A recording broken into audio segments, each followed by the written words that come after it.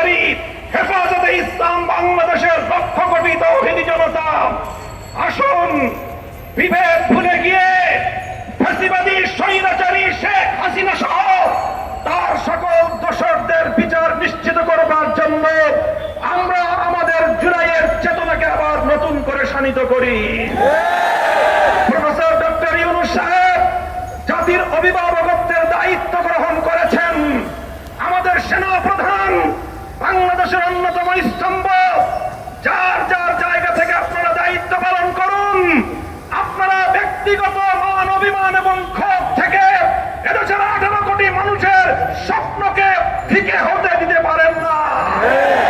এদেশের মানুষের অনেক স্বপ্ন রয়েছে। এদেশের অনেক মা তার সন্তান হারিয়েছে। তাদের চোখের অশ্রু এখনো শুকিয়ে যায়নি। শহীদের রক্তের দাগ এখনো বাংলার রাজপথ থেকে মুছে যায়নি। এখনো ক্ষমতা নিয়ে এত মারামারি করা এবং এত হানাহানিতে লিপ্ত হওয়া আমাদের জন্য সমীচীন হবে না। বিএনপি সহ সকল রাজনৈতিক দলগুলোকে বলতে চাই, এভাবে আলটিমেটাম দিয়ে এবং এভাবে টাইম ফ্রেম বেঁধে দিয়ে দেশকে সামনের দিকে অগ্রসর করা সম্ভব হবে না।